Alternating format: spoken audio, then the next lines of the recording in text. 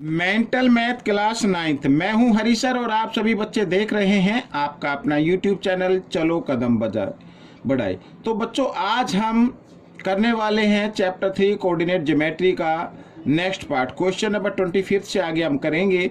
तो आइए देखते हैं क्या कहते हैं क्वेश्चन, किस तरीके से सोल्व करना है। आपको कंप्लीट वीडियो को देखना है और देखकर प्रैक्टिस जरूर करनी है। आइए करना शुरू करते हैं क्वेश्चन नंबर 25 से आगे। ठीक है, क्वेश्चन नंबर 25 ये रहा आपके सामने।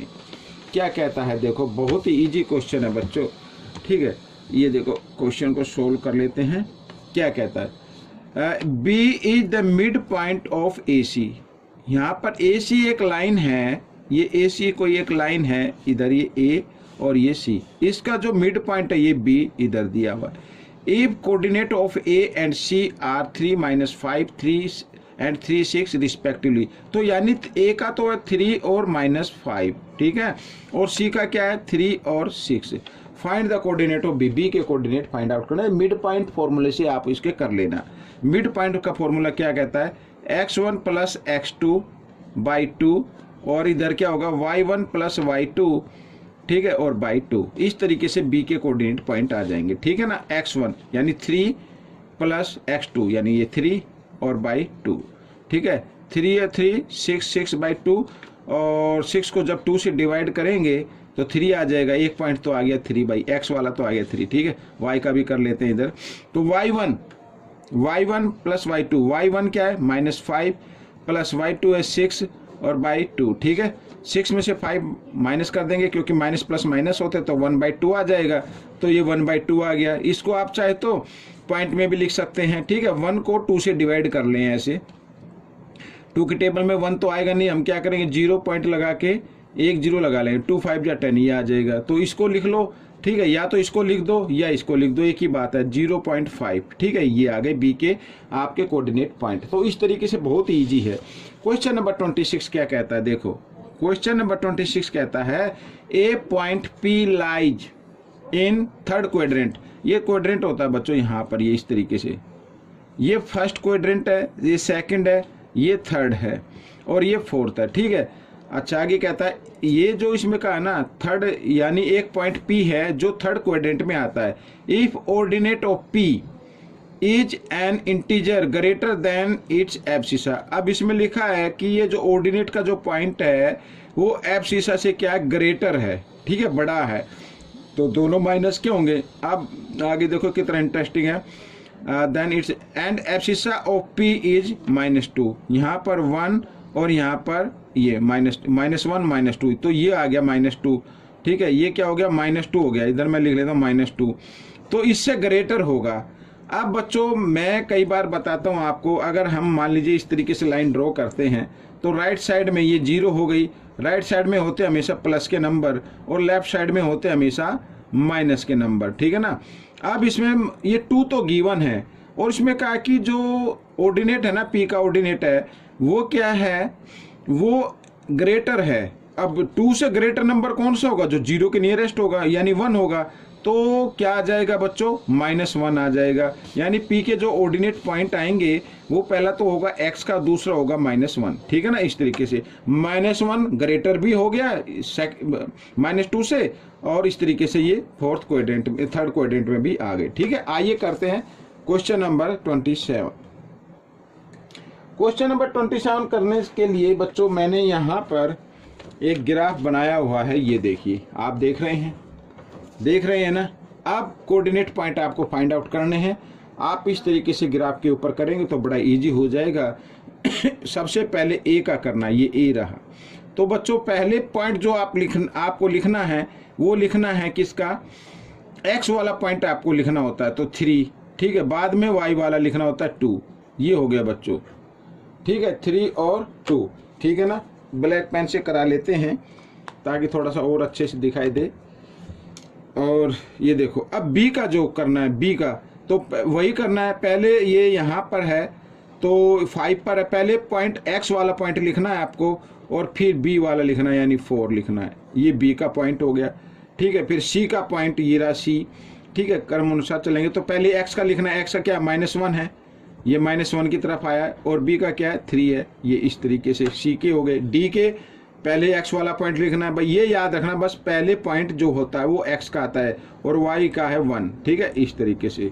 और अब आ गया e, ये e रहा, ठीक है। पहले x का लिखना है, x का क्या पॉइंट 5 है, और क्योंकि x एक्सिस पर है तो y का क्या होगा 0 होगा। तो बच्चों ये क्वेश्चन आपका सोल्व हो गया, ठीक है। अच्छा g का भी बचता है, ये रहा g का भी पहले x का लिखना है, x का ये रहा तो -3 है, ठीक है। और फिर y का क्या -3 है, ये भी, ये हो गया बच्चों। इस तरीके से आपको करना है, ठीक है। अब हम करेंगे क्वेश्चन नंबर 28, ये रहा आपके सामने, मैंने इसी पर लिख दिया क्वेश्चन नंबर 28, ठीक है। Join the point ABCD and answer the following. ABCD को ज्वाइन कर लेना है अब आपको, ठीक है। ये ज्वाइन कर लेते हैं, मेरे पास अभी स्केल नहीं है तो मैं इस तरीके से इसको ज्वाइन कर लेता हूँ, ठीक है। थोड़ा सा टेढ़ा मेढ़ा हो जाए कोई दिक्कत नहीं है, आप इसको इग्नोर करें। अब हम देखेंगे कि ये फिगर बन रही है, रेक्टेंगल बन रही है बच्चों। क्या बन रही है? रेक्टेंगल बन रही है, ये रेक्टेंगल बन रही है, ठीक है। अब name the quadrilateral formed by ABCD, ठीक है। अब ये रेक्टेंगल बन गई, क्या बन गई? ये रेक्टेंगल हो गई बच्चों। यहां पर आप चाहे तो लिख देते रेक्टेंगल, ठीक है। पॉइंट भी आप चाहो तो लिख सकते हो, पॉइंट भी लिख लो। B का पॉइंट क्या होगा? 5 और 1, पहले x का पॉइंट फिर y का, ठीक है। C का क्या होगा? 5 और 4, ठीक है, पहले x का पॉइंट और फिर उसका, फिर A का क्या होगा? A का पहले x वाला पॉइंट यानी -5 और y का 1 हो गया, ठीक है, इस तरीके से। और D का -5 और 4, ये आपके पॉइंट आ गए, ठीक है। ये तो रेक्टेंगल है। फिर लिखा find the area of quadrilateral. Area कैसे फाइंड आउट करते हैं? एरिया ऑफ रेक्टेंगल, क्योंकि रेक्टेंगल है ना ये, तो एरिया ऑफ रेक्टेंगल क्या होता है? Length into breadth. आइए लेंथ फाइंड आउट कर लेते हैं। लेंथ यहां से, ये लेंथ है तो ये 1 2 3 4 5 6 7 8 9 10 आ गई, 10 लिख दीजिए, इनटू ब्रेथ, ये रही 1 2 3, ठीक है, 3 आ गई। और 10 3 जा क्या होता है? 30, क्योंकि इसमें सेंटीमीटर वगैरह कुछ नहीं तो क्या लिखना है? Unit square. हो गया क्वेश्चन, ठीक है। तो क्वेश्चन नंबर 28 आपका कंप्लीट हो गया है। आइए करते हैं क्वेश्चन नंबर 29, ये रहा आपके सामने। क्या कहता है?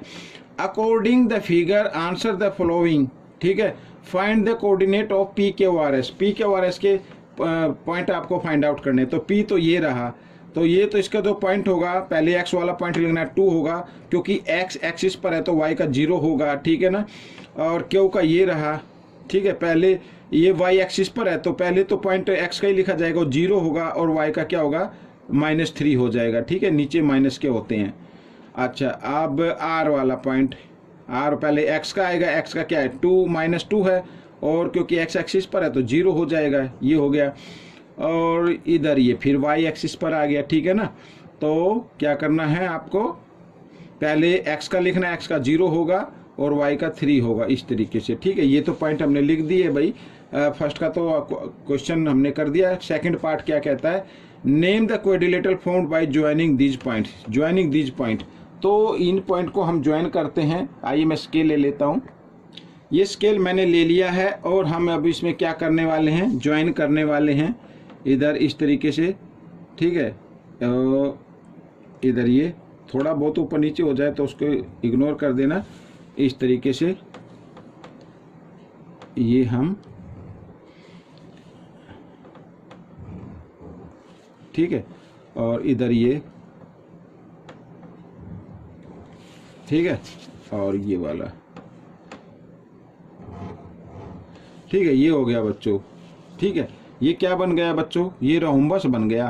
क्या बन गया? रोम्बस, ठीक है ना। तो इसमें रोम्बस लिख दे देंगे, रोम्बस है ये, इट इज ए रोम्बस। आगे क्या कहता है? ठीक है, सेकंड भी हो गया।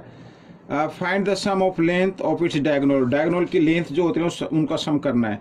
तो ये देखो यहाँ से ये फर्स्ट डायगोनल ये है SQ, ठीक है, SQ यानी SQ प्लस हमें PR, ये हमें क्या करना है? ऐड करना है। तो SQ की लेंथ कितनी है? 1 2 3 4 5 6 प्लस पी आर की कितनी होगी 1 2 3 4 होगी, दोनों को ऐड किया तो 10 आ गई बच्चों, 10 यूनिट।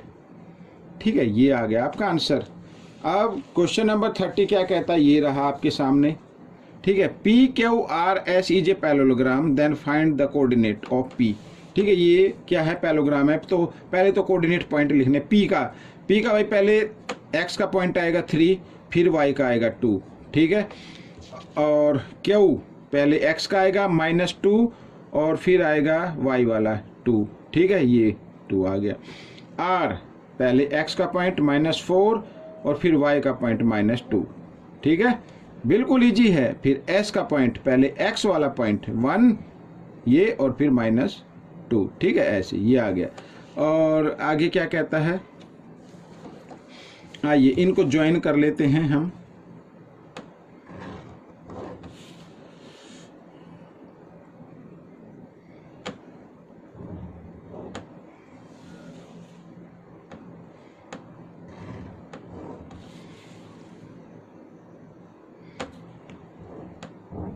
ये मैंने ज्वाइन कर लिया है।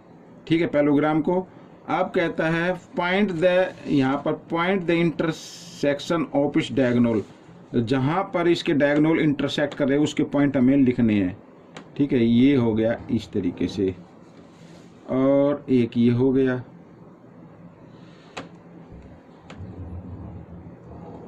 यहाँ पर ठीक है, ये कर रहे हैं क्योंकि एक्स एक्सिस पर है तो इसका मतलब क्या होगा, वाई का तो होगा 0 बच्चों। ठीक है, एक्स एक्सिस का, यानी अगर हम देखें बीचों बीच आ रहा है नहीं यहाँ पर, तो ये आ गया। इसको अगर आप लिखना चाहें तो या तो लिख सकते हैं -1/2 लिख सकते हैं और 0। ठीक है, ये एक्सिस का पॉइंट, इंटरसेक्टिंग का पॉइंट। या फिर आप लिख सकते हैं इसको 1 को 2 से अगर डिवाइड करेंगे तो 0.5 आ जाएगा, -5 और 0, इस तरीके से भी आप लिख सकते हैं। ठीक है, ये आपका आंसर हो गया है बच्चों। ठीक है, आइए करते हैं क्वेश्चन नंबर 31। ये रहा आपके सामने। ठीक है, 30 में फर्स्ट में क्या था, find the area of triangle ABC। ABC है भाई यहाँ पर। ठीक है, आइए इसको ज्वाइन कर लेते हैं और फिर इसका एरिया हमें फाइंड आउट करना है। और एरिया फाइंड आउट का फॉर्मूला आपको लर्न होना चाहिए। क्या होता है, 1/2 बेस इंटू हाइट। ठीक है, इस तरीके से बहुत इजी है। ये देखो, और ये ठीक है, ये ट्रायंगल बन गया। और एरिया ऑफ ट्रायंगल क्या होता है, मैं यहाँ पर लिख देता हूँ। ठीक है, थोड़ा सा दिखाई देगा। एरिया ऑफ ट्रायंगल क्या होगा, फॉर्मूला 1/2 बेस इंटू हाइट। ठीक है, तो 1/2 बेस काउंट कर लेते हैं, ये वाला बेस है बच्चों। 1 2 3 4 5 6 यूनिट है। और हाइट ये रही, तो 1 2 3 4 5 6, हाइट भी 6 आ गई। 2 से 2 1 जा 2, 2 3 जा 6 और 6 3 जा 18 यूनिट स्क्वायर। ये आपका आंसर आ गया। ठीक है, आइए करते हैं क्वेश्चन नंबर 32। ये रहा आपके सामने, पॉइंट देख रहे हैं। ये सर्कल है, is drawn with centre O इसका क्या है, सेंटर है यहाँ पर, ये वो नाम दे दिया मैंने। रेडियस 4 यूनिट है। ठीक है, find the coordinate of point. A के पॉइंट फाइंड आउट करने हैं, तो ए ये रहा आपके सामने। ठीक है, ए आपके सामने है। तो पहले तो पॉइंट लिखना आपको एक्स का जो है 2, फिर लिखना वाई का। ठीक है, यहाँ पर ये आएगा 3.5 आ जाएगा, -3.5 इस तरीके से। फिर बी का करना है, तो पहले एक्स का लिखना जो है -2 और फिर ये वही है 3.5 -3.5। ठीक है ना, यहाँ पर ये माइनस का -2 और -3.5 आ जाएगा। सी के अगर हम करें, ये भी थर्ड क्वाड्रेंट में है, तो पहले तो एक्स का पॉइंट आएगा, एक्स का आ जाएगा इधर, ये 3.5 आ रहा है, -3.5 और y का है -2। ठीक है, इस तरीके से करना है। पहले x का पॉइंट लिखना है भाई, इतना ध्यान रखना है। अच्छा, d ये रहा d, पहले x का पॉइंट लिखना है। ठीक है, x का यानी 3 और 2 यहाँ पर, तो 2.5 आएगा क्योंकि 3 तो 3 से पहले ही है, तो 2.5 ये किस चीज़ का होगा, माइनस का होगा, और y है प्लस का। ठीक है, इस तरीके से समझ में आ गया।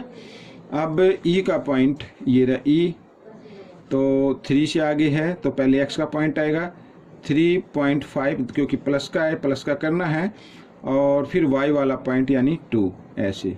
ठीक है, ये e का कोऑर्डिनेट पॉइंट आ गए। अब f का और निकाल लेते हैं। पहले x का पॉइंट करना है तो 3.5 आएगा, प्लस में होगा ये, ठीक है, और y का होगा माइनस में, इस तरीके से। तो ये बच्चों ये तो हो गया, बहुत ही इजी था क्वेश्चन, ठीक है ना। अब हम क्या करेंगे बच्चों, क्वेश्चन नंबर 32 हो गए हैं आपके सामने कंप्लीट, ठीक है। अब इससे आगे नेक्स्ट पार्ट में मैं वीडियो बनाऊंगा तो उसमें मैं एक्सप्लेन करूंगा कि कैसे सोल्व करना है, ठीक है। टिल देन, तब तक आप क्या करना है, वीडियो को पूरा देखना और प्रैक्टिस जरूर करनी है। मिलेंगे नेक्स्ट पार्ट में। Thank you.